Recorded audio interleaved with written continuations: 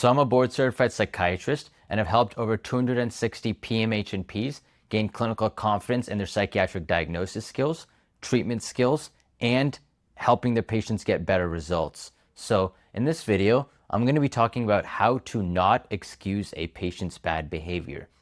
And what prompted this, or I first had this thought when I was in my residency and we were discussing this concept. And one of our co-residents raises his hand and goes, these patients have mental illness. And so therefore, right, like that's why they're behaving this way.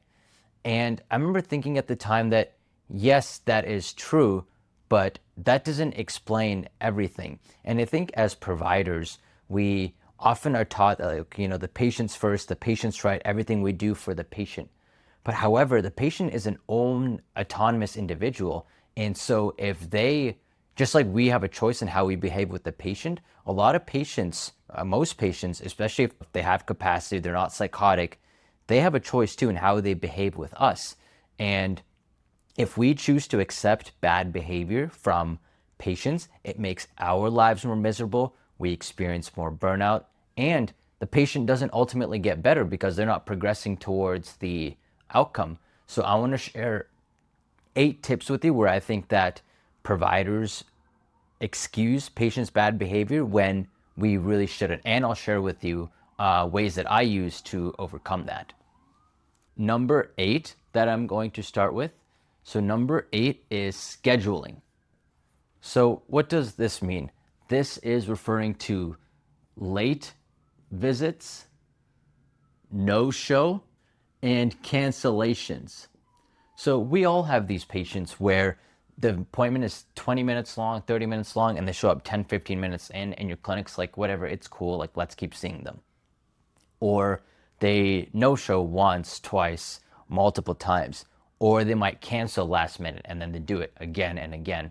And I've experienced all of these in all my various settings, including now with my own private practice, right? Some patients might show up 10 minutes late. I've had this one patient who she would no-show random appointments, and I have a no-show cancellation policy. And so I would, after the first one they no-show, I normally don't charge, but after that I do charge. And this patient got very upset when she got a charge the second time. And I said, you know what, like it's okay, at least you told me, so I will cancel it. So I reversed it. And then what ended up happening the next time? Guess what? She did it. She no-showed again, right? And there's always some kind of excuse or some kind of link. Ultimately, this patient had other problems, which I'll get to later on, and I had to end up discharging the patient. So the point is that when you accept these type of behaviors, and these are the small ones, like this is how it starts. When you accept these kind of behaviors, then it basically tells the patient that it's okay to keep doing it, and then they'll keep doing it in the future. Because I think this has become a big problem where provider respect is at an all-time low. Think about back in the day, 50, 100 years ago, doctors were regarded as gods almost. Like they were so respected in the community and thought they were doing really, really good work. And now, especially with private equity and all of this and the distrust of medical information, the amount of trust that people have in providers is so low, and the amount of respect that people have is so low. Like they just treat us like any other kind of worker and not someone who can legitimately make a difference to their lives. So this is the first way and how bad behavior starts. So that's scheduling. So 7, I'm gonna put down is yelling or interrupting. So I remember that I had this one patient. I was working in the emergency room, and this 16-year-old girl comes in. And so she's very quiet and reserved, and she was there because the school had sent her because she had made a unalive statement during the school. And so I start talking to her, and it takes a little bit of time to warm up, but she tells me that her mom was pushing her down the stairs. And so as soon as I heard that, I was like, okay, like we got to call CPS. So call CPS, and then, right, then she can't leave the emergency room because CPS has to vouch for her safety, has to talk with the mom. Anyway, after work, so mom comes in and she's in the ER, and so I start speaking to her, and she's irate, screaming, demanding that she gets her daughter back right now. And I explained to her that, this accusation was made, we called CPS, and so now they are involved to ensure the safety of the child. And so that's when she literally lost it. And she's like, you don't decide how you take care of my kid, and things like that. She had verbally assaulted some of our nurses as well too, who had seen the patient, and in fact had kind of forced her way to go past like the initial ER barrier to come in the back area where psych hangs out. And so I remember in that conversation, and I'd never done this before, I straight up just turned around and walked away. Like, I tried to reason with her. I tried to stay calm, try to stay polite. Like I said, okay, let's talk about this measuredly, but it just wasn't getting anywhere. And so I knew that staying in this conversation was not going to help. And so I turned around and walked away. And then she started banging on the door. And so I said, security, like, get her out of here. Like, I don't want her disrespecting my nurses and my staff, my behavioral techs, my people doing one-on-one with the patient. I don't want her disrupting that, so I need her out. So yeah, you don't want to tolerate that either. So number 6, so this is controlled substances. So what will patients do here? They will call for early refills multiple times.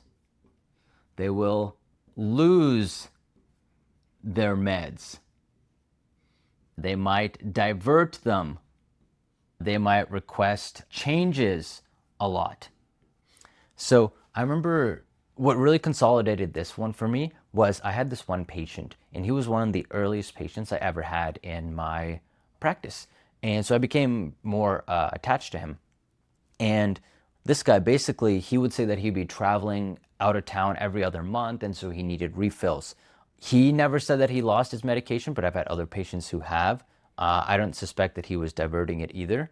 But for him, he would constantly demand changes. He'd say, this isn't working, let's do this. This isn't working, let's do that. This isn't working, let's do that. And so I was newer in my practice, so I was going along with, okay, maybe it's for X reason and it's for Y reason. And then his spouse told me confidentially that she believes that he is addicted to this medication. And so I was already starting to suspect that, working with this guy for a while. And then what really solidified it for me was I got a call from the pharmacy, and the pharmacy tells me that they are not taking this guy's scripts anymore because he is showing up and demanding the medication. And he is demanding for early refills, even though like they had already submitted that before. And so when that happened, I realized that, okay, wow, this is really a problem. I also had gotten a call from another provider because the patient had gone to them to get another script. And so when I'd gotten that as well too, I was like, okay, I don't think this is going to be a good patient fit for me, but I didn't want to discharge the patient. So I told him that, hey, you can't be doing this or else we can't work together. I have to be the only one who can prescribe to you, not multiple people. And we have to stick with the timing of the pharmacy. The DEA is very strict on that. And so he says, okay. Fast forward 4 or 5 months, and the same thing happens again. And so eventually I had to discharge him. I had to let him go. So I mentioned all these things. Another one is asking for controlled substances, and then also provider shopping, right? So all of these are signs that a patient's not behaving in the most ethical manner to work with you for their treatment plan. So number 5 is splitting. So I remember I encountered this first in my inpatient rotation when I was a first-year resident. And so we had this patient who, I talked to her as the resident, the attending would talk to her, the med student would talk to her, and she was very nice, very polite, and like very easy to work with. So I came away with a good opinion of the patient. And then I would talk to our staff, like the behavioral health technicians and the nurses, and they would say that this patient was absolutely rude. They hated talking with her. She would just say the foulest things. She wouldn't follow any directions, would always be complaining. And I was like, wait a minute, are we talking about the same patient here? And we were. So it turns out that she was behaving very differently with us than she was with the staff. And so that's when we got the whole team together and we discussed this. And so he shared the concept of splitting, where it's black and white, where the patient will treat different members of the staff differently. So if you observe this, like, this is a very calculated, manipulative type of behavior. And so because we understood this, we understood that either consciously or subconsciously, the patient was aiming to split us apart as the treatment team, right? And that leads to its own other things, like there's a personality disorder happening, is this patient who thrives on conflict, but whatever. The point being was that the splitting was happening. And so we realized that, and then we had to discuss this with the patient, that, hey, this kind of behavior is not appropriate. But only because we were able to discuss it as a team that we were able to catch that. And, we had to make sure that we're not excusing it. So that's number 5. Number 4 is they are ignoring the treatment plan. So the treatment plan, I firmly believe, is not like provider tells patient, hey, do this. Like, I want you to take this medication. I want you to do this intervention, this supplement, this lifestyle, whatever, like this therapy. That's not how it is. The patient and the provider come together to make a agreement, and ultimately with the goal to help the patient. However, many patients may not follow through with that plan. And of course, it happens once, right? Like, it's like these things happen. But when you start noticing repetition where the patient's not following through with the treatment plan, and despite agreeing to it, and despite not having reservations, and despite not having any kind of like concrete reason, that's when you start wondering that, okay, is this patient truly in it to, like, are they truly there to work with you to get better? Or is there some kind of agenda that's happening here? Or is there something underlying that we're missing? Point being, though, is that energy, that time that now you're spending with this patient, that expertise that could have been spent on another patient who's actually willing to work with you and willing to kind of work through all the things. So any patient who ignores the treatment plan repeatedly, that's a sign of bad behavior. Then number 3. So number 3 is, this is similar to this one, but I think it's a little bit different. So this is not following through with labs, EKG, sleep study, or whatever else other thing you suggest. So why do I say this? The reason I say this is because that patient I was telling you about with the controlled substances, so I would say that, hey, we should get a labs done, right? We want to make sure your electrolytes are good, and we should get EKG done, make sure there's no heart palpitations or, QTC interval. I've had other patients who I recommend sleep study for, and the patient will agree. And then comes time and time again where the patient does not follow through with it. And it's not a money issue, and they do say that they do believe in that. They do want the intervention. Like, I have plenty of patients say, yeah, I want blood work. I remember one patient I recommended blood work for so many times, and she was like, yeah, I'll do it. Eventually doesn't do it, and I discharged her for a different reason. But that patient had later come back and say, hey, you never ordered blood work for me. But I had so many times, and it was very clearly documented. Point being is that now patients aren't following through on some of the ancillary stuff to help them get better. So it's not just like the medication aspect of things, but now some of the other testing and things. And the financial, of course, that can be a barrier. But even, if you discuss that with them and the patient says it's not a barrier, then it's almost a sign of disrespect that they're not working with you. They're not holding up to their end of the bargain to progress their treatment. And because they're not doing that, then they feel like, okay, you're not helping them. You're failing them as a treatment provider. And so I consider that a form of bad behavior, right? Like, it's like if you were a personal trainer, any client that comes in, you want to make sure that they're putting in the effort as they're coming in. They're putting in the effort outside too. Otherwise, they're wasting your time and they're wasting their own time too. Number 2 is non-payment. So this isn't for the patient who can't afford whatever psychiatric services. Like, that's different, right? Then they would know out the gate that, okay, this isn't the right fit for me. But Plenty of patients, they will agree to your terms. They'll say, yes, I can afford it financially. But then their card keeps bouncing, or they might do a chargeback, or they forget to pay the invoice, or something like that where they are not paying. And this gets complex because let's say you've already started treatment with the patient and now suddenly they want to stop paying. Now, if you just suddenly stop treatment, then are you held negligent as a provider? Possibly. But at the same time, that now if you still continue treating them despite they're not paying, then you're just reinforcing that behavior, and they have no reason to pay if they're still getting a service. Imagine if you go to a restaurant, you don't pay, and then the next time you go to the restaurant, you don't pay, but they still keep giving you food. So why wouldn't you go for the free food? So I firmly believe that if the patient is not paying for the service that they agreed to pay for, unless there's a life-threatening thing that you can't discharge them for, that you can't get rid of, like you can't discharge them immediately for, you can say, well, hey, this financial obligation hasn't being met, so therefore I can't continue providing for you. Here is a 30-day script of your medications, and I'm going to submit these recommendations for you to follow up. These might be more affordable. So that's where you could recommend community mental health and other Medicare resources or other things like that.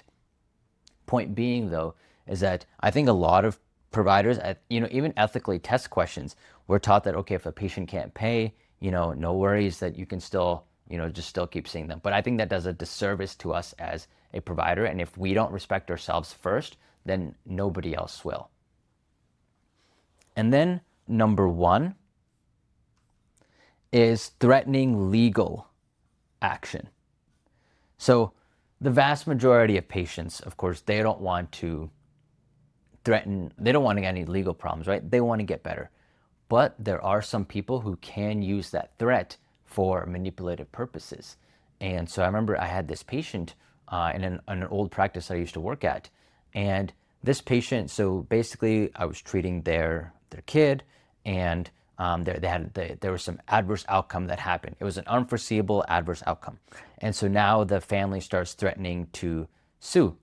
But it was a very unforeseeable adverse outcome from a treatment, and they started threatening to basically sue. So that we had senior leadership that were involved, and so clinically, like, the work was sound, like nothing could have predicted this outcome. And it wasn't like an unalive or anything. It was an adverse side effect that resulted in the patient going to the hospital.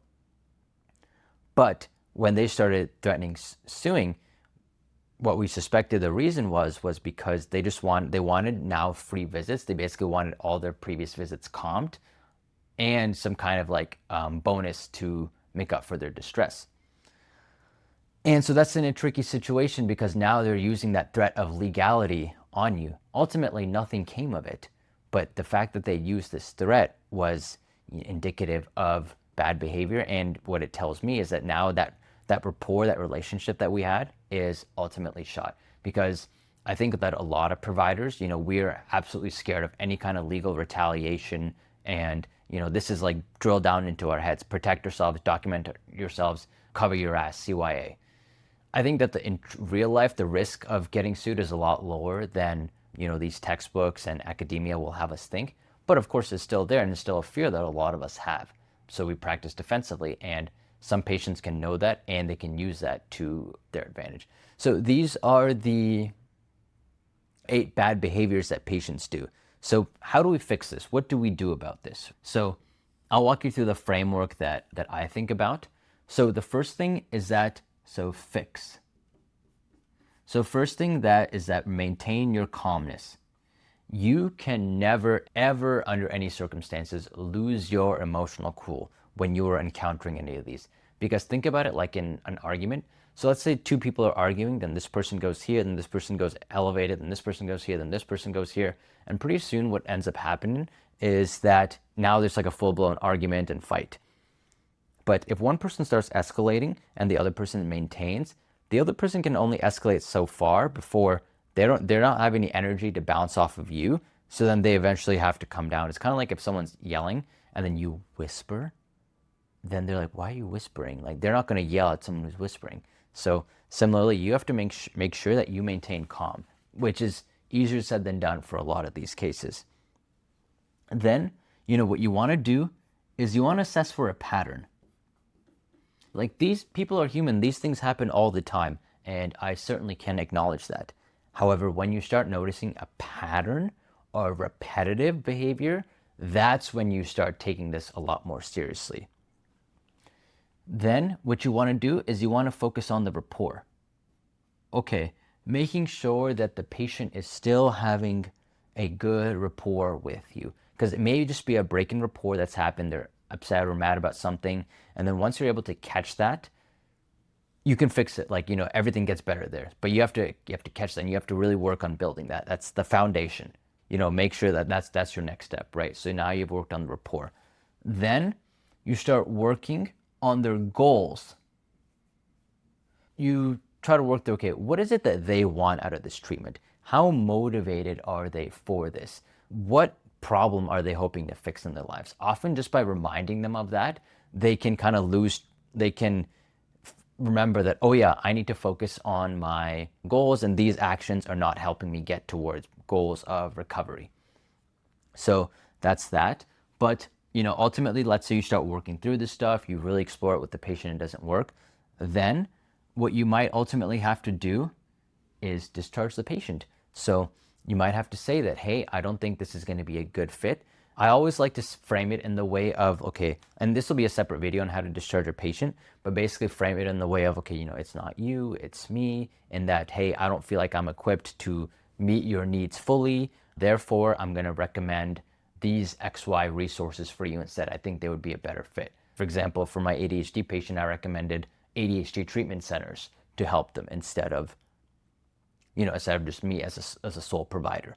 Yeah, this is the small protocol that, I would like to work through if I'm trying to address some of this stuff. But ultimately, you want to make sure that you identify for this, and you want to make sure that it doesn't slide, because once you let something slide once, then it's going to become a slippery slope and it will keep happening. And so, it's my mission to empower you as a provider, so that way you feel confident in your own clinical practice. And if you want more real life psychiatry learning like this, definitely check out our PMHNP Academy, where this is the kind of stuff we go into in depth there. And if this has ever happened to you, just leave a comment on how it's happened, and I think other people will be able to relate to that as well.